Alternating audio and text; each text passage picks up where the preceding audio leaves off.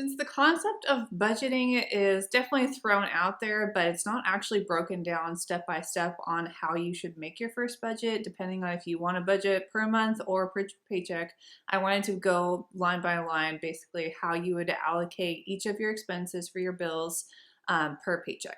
Welcome to Finance Sister. This is my channel where we talk about everything related to money and having a balanced lifestyle. Whether you've been budgeting for a while or this is your first time budgeting, I wanted to go through how to budget per paycheck because a lot of people just budget based off of one full month and it makes it harder to actually stay on track with the budget that you made. And if you're not staying on track and keeping up with your expenses throughout the month, then your budget really isn't going to do a whole lot for you. So let's go over to the spreadsheet and I'll show you the line by line. But first, really quickly, I would say depending on your expenses and the bills that you have, I would allocate at least $200 to $500 in your checking account that's just for a buffer. So if you don't end up going over on your budget, because we all know that spending and staying on track is not always the case, and you want to be able to avoid the overdraft fees, so definitely keep a little bit of a buffer there in your checking. But the rest of what you're not planning to use on a month-to-month basis should be left in your savings account for your emergency fund, or even have a separate savings account for all of your sinking funds. And if you don't know what sinking funds are, then we'll be going over that in a different video. So we're gonna go through what the monthly budget could look like if you wanna do it that way very quickly, but then we're actually going to go down here and go line by line through per paycheck. So this is actually an Excel budget template that I made. If you'd like to purchase it, it's on Etsy. So what you can do is once you've decided, okay, my take-home pay is $4,000 a month after taxes, after insurance, after any other deductions that you may need to be making in order to operate your household and then put other money towards savings.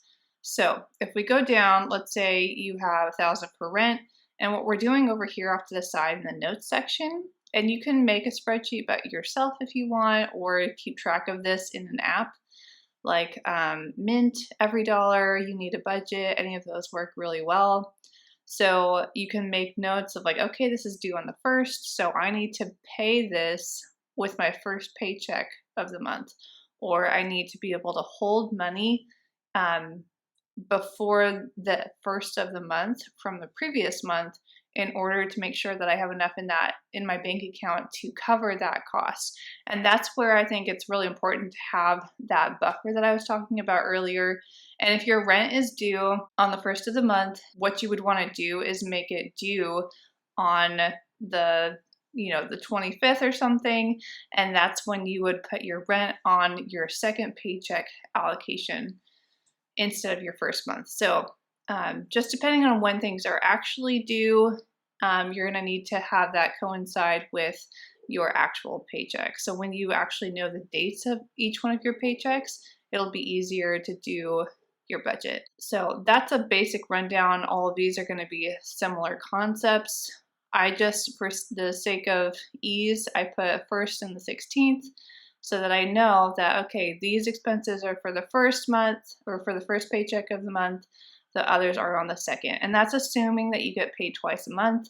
I personally only get paid one time per month, and then my husband gets paid twice a month. So it's really going to vary a little bit based on your household. So let's go down here. So instead of having it in that view, maybe it makes more sense to you to lay it out this way. Or even if you want to be able to write it out, some people find that's very helpful for actually being able to stick to their budget or keep track of things, writing it down on paper instead of keeping it in a spreadsheet where you make it and then you forget about it. So that's not what we want to do. And if you have a hard time sticking to a budget, here's a video on tips to sticking to a budget. Go check that out. So say it's going to be $2,000 per paycheck. Since your total take-home income is $4,000, we're estimating. So you have to split up the expenses that you'll be incurring in each of those 2-week pay periods. So for groceries, eating out, personal funds, those are things that you can split up between the two paychecks. You don't have to allocate all of that in one paycheck period, right? So even though I allocated $300 for groceries and $100 for eating out, and then personal funds, this is assuming there's two people who are combining their income, but I put 150, so half for the first paycheck, and then you can see over here another 150 for the second paycheck of the month. So we're splitting up that monthly cost into two of the paychecks because that's when you're actually going to be needing that money.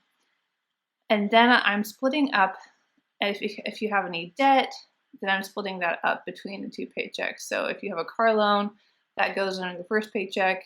If you have credit cards, that's going under the second paycheck. So you can choose what due dates you have for your utilities, for your, not usually for your rent, but for your utilities, car insurance, loans, things like that. You can change the due dates in order to better fit your budget. And anything that you have extra in terms of covering all of your expenses and your debts, you can choose to automatically send that amount towards savings. So for the second paycheck, there's $300 left over after you make an extra larger payment on your credit card and you pay for your car loan. So if you want, you can put that all towards debt, which I would highly recommend if you have debt, or if you don't have a little bit of an emergency fund yet, put that automatically towards savings. So just transfer that amount over into your savings account, but make sure that you have that buffer amount of whatever you choose it to be. I would suggest at least $500, just depending on what your larger expenses are. But you need to have at least $500 as a buffer in your checking so that you don't have to worry about withdrawal charges. But this is how you would budget per paycheck. And every single time that you get paid, you would write down all the things that you want to budget for or how much you want to spend in that given 2-week pay period, or if it's a month, then or per week, then that's what you base it off of. And this is how you could break it down. It's super simple. It doesn't need to be any more complicated than this. And I would suggest, if you're just starting out, to start with cash instead of a debit card or a credit card, because it's going to be way easier for you to stick to what you're saying you're going to spend if you have money that you pulled out from your bank account and put into cash envelopes, and that way you know when you look in your cash envelope and there's no more money there, you don't have any more to spend in that category. So either you need to figure something else out, sell something from your house, or pull it from a different cash envelope and make up for it that way. If you have any questions on how to budget per paycheck or any more details specific to your situation, I'd love to help. Go ahead and just comment below and I'll try to answer as quickly as possible. And thanks for watching.